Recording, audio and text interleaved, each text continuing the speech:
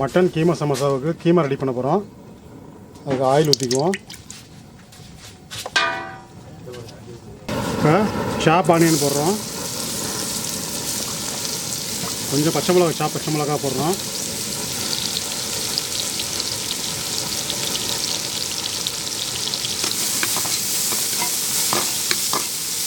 இஞ்சி பூண்டு பேஸ்ட்டு போடுறோம். அதுக்கு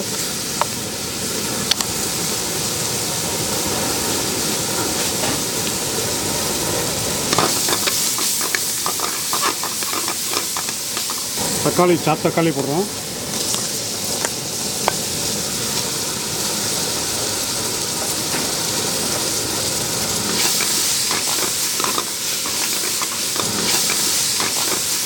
மிளகாத்தூள், மஞ்சத்தூள், மல்லித்தூள்,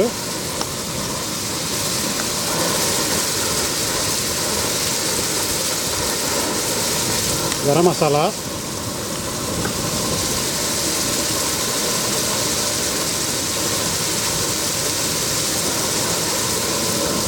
சால்ட்டு தேவையான அளவு.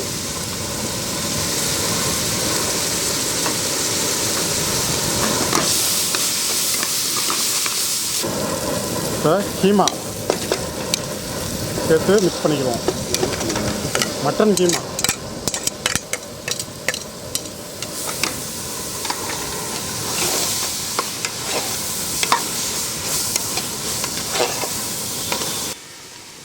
கொஞ்சமாக வேகிறதுக்கு தண்ணி ஊற்றிட்டு விசில் போட்டுருவோம்.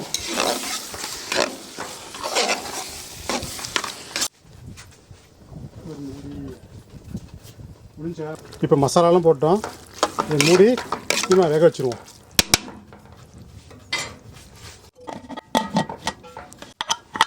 கீமா சமோசாவுக்கு கீமாவோட உருளைக்கிழங்கு கொஞ்சம் வெங்காயம் சேர்க்குறோம்.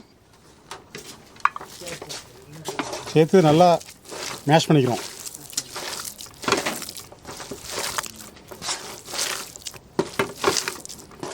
அப்போ கீமா ரொம்ப டைட்டாக இருக்கும். சமோசா ஸ்டஃபிங் பண்ணுறதுக்காக ஈரப்பதம் இருக்கக்கூடாது. கீமா சமோசா பண்ண போகிறோம். அடுத்து சமோசா பட்டி ரெடி பண்ணுறதுக்காக ஒரு பதத்தில் மைதா கட்டிக்குவோம். கொஞ்சம் சால்ட் போட்டுக்குவோம். அடுத்து இப்போ தண்ணி, இப்போ தேவையான தண்ணி ஊற்றி புரோட்டா மாவு பதத்துக்கு பேசிச்சுக்குவோம். ரஷ்ன மாவில் மேலே இருந்து தடவி கொஞ்ச நேரம் ஊற விட்டுடலாம்.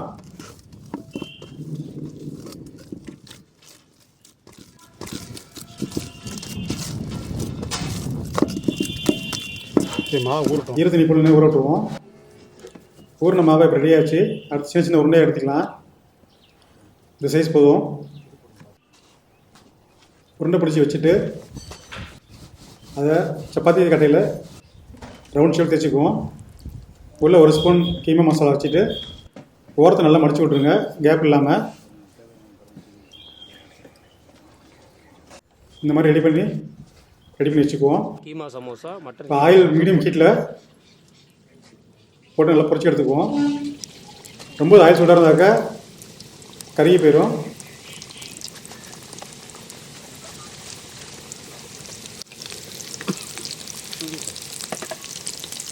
சூடு மீடியம் ஃப்ளேமில் தான் இருக்கணும். பொசுல் வைக்கக்கூடாது. கலர் வந்து ஒவ்வொன்று திருப்பி போட்டுக்குவோம். இந்த கலர் இருந்தால் போதும். கோல்டன் கலரில் சமோசா கீமா சமோசா ரெடி ஆயிடுச்சு.